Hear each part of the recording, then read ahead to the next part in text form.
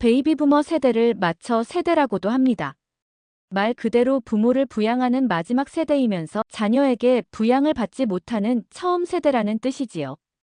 베이비부머는 부모 세대와 자식 세대인 아래 위 두 세대를 다 부양하지만 정작 자식들한테 노후 부양을 기대하기는 힘들어서 3명 중 1명은 고독사 걱정을 하고 있다고 합니다.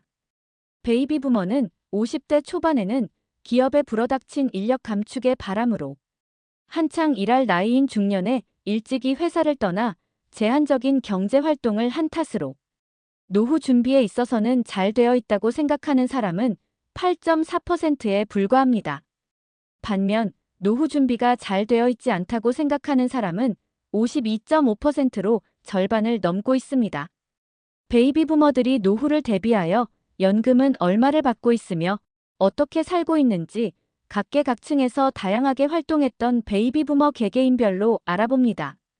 지방에서 개인 택시하는 국민연금 수급자입니다.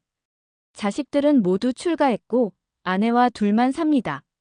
자가는 22평형 아파트이고 국민연금이 100만 원이 조금 넘는데 이 돈으로는 부족하여 개인 택시를 하고 있습니다. 개인 택시는 하루 9시간을 운전하는데 체력 관리를 위해 이틀 일하고 하루는 쉽니다.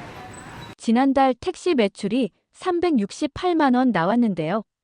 연료비, 보험료, 조합비, 오일 교환, 타이어 교환 등으로 100만 원가량을 제하고 나면 개인 택시에서 수입이 260만 원가량 되는데요.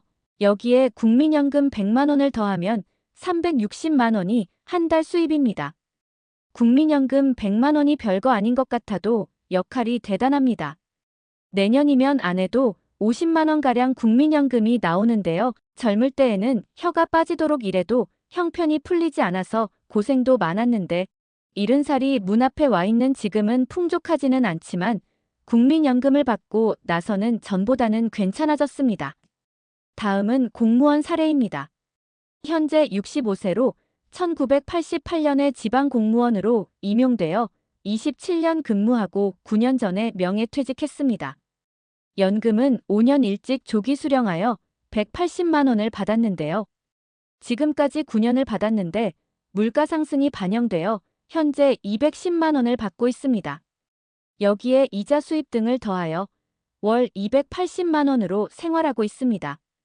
현재는 지방의 33평형 아파트에 사는데 부동산은 40%이고 예금, 주식 등 금융자산은 60% 정도로 자산 배분을 하고 있습니다. 그간의 경험으로 봐서 노후에는 목돈도 있어야 합니다. 저는 임플란트에 1,500만 원, 아파트 수리비 2천만 원 등 9년 동안 목돈으로 6천만 원 이상을 썼습니다. 아파트는 재산으로 생각하지도 않고 주거로 만족하며 주택연금을 들 생각입니다. 대기업 은퇴 예정자의 사례입니다. 91년도 대기업에 입사하여 35년을 근무하여 26년에 정년퇴직할 예정입니다. 현재 국민연금 납입액이 대략 1억 2천만 원으로 26년 예상 수령액은 200만 원입니다. 사회 초년생일 때 국민연금은 그냥 세금 도둑이라 생각했는데 200만 원 정도면 노후자금의 최고의 버팀목이라는 생각이 듭니다. 다음, 아파트 관리 사무실의 퇴직자의 경우에는 어떨까요? 만 63세로 아파트 시설 반장으로 재직하고 있습니다. 국민연금 131만 원, 개인연금 35만 원으로 합해서 166만 원입니다. 집사람은 3년 후 국민연금으로 80만 원을 받을 예정인데 이 정도면 살아가는데 충분할 것 같아요. 시골에 있는 고향에 가서 소소하게 농사나 지으면서 살 계획입니다. 내년에는 직장도 자의로 그만둘 것입니다. 평생 돈 벌다 죽으면 너무 억울할 것 같아서 그렇지요. 다음은 울산 지역의 퇴직자입니다. 전국에서 국민연금 1인당 월평균 지급액이 가장 많은 지역은 울산 동구입니다. 그곳에 있는 HD중공업에 근무했던 65세 퇴직자의 경우입니다. 국민연금으로 140만 원을 받아서 주변 친구들보다 여유가 있어요. 초등동창 모이면 그나마 국민연금 받는 사람은 절반밖에 안 돼요. 절반은 기초연금 정도이고 기초수급자도 있고요.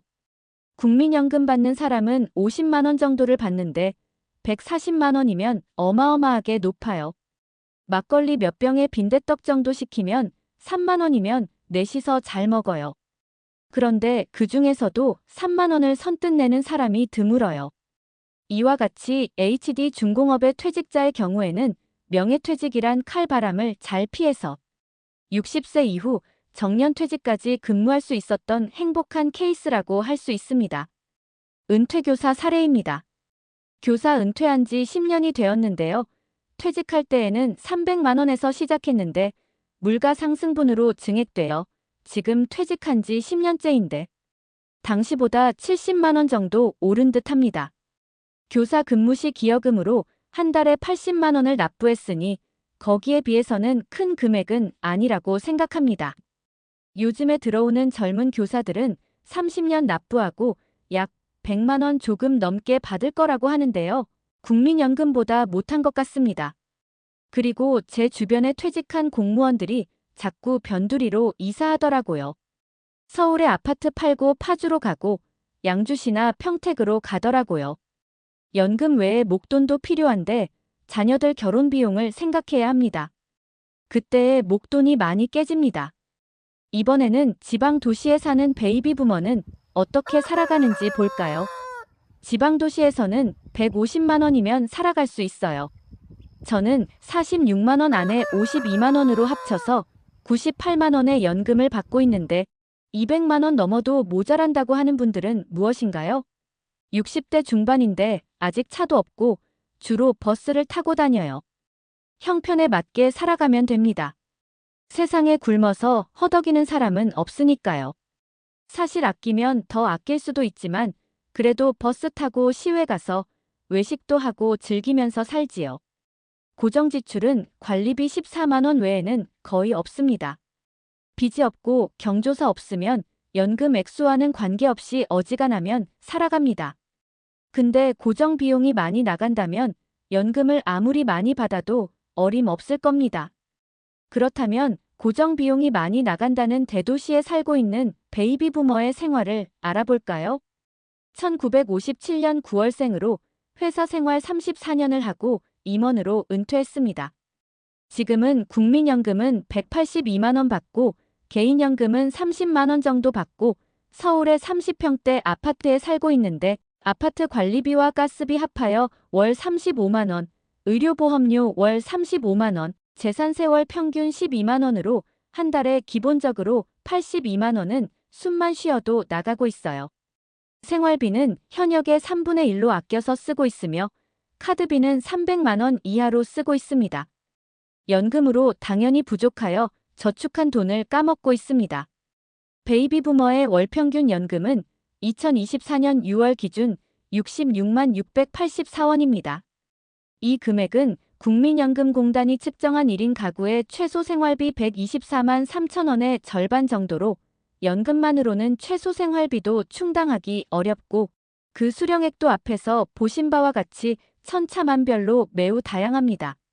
그런데 지금까지의 사례는 그나마 국민연금을 받고 있는 베이비 부머 사례였습니다.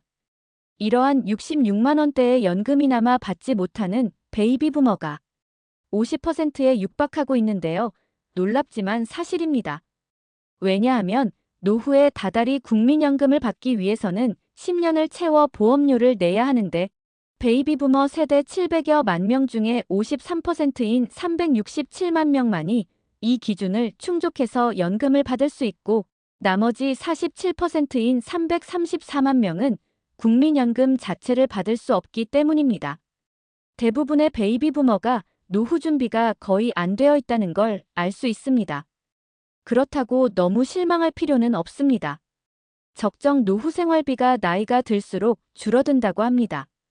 은퇴 후 나이가 들어감에 따라 신체 능력이 저하되고 활동성이 줄어들게 되고 활동성이 줄어들면 생활비도 그만큼 감소하기 때문입니다. 여기에는 당연히 건강이라는 전제가 붙습니다. 사실 건강이 제일의 연금입니다. 건강한 60대의 몸은 그렇지 않은 사람보다 20억 원의 자산 가치가 있다고 합니다. 건강을 소홀히 한다면 70이 넘으면 잔병 치레를 하지 않을 수 없을 것입니다. 그렇다면 생의 소중한 시간인 마지막 10년을 고통만 받다가 생을 마감할 수도 있다는 사실입니다. 아프지 않은 노후가 최고의 선물입니다. 너무 경제하며 노후 대비를 금전적인 것에 집중하지 말고 건강을 챙기는 것이 진정한 노후 대비라고 할 수 있습니다.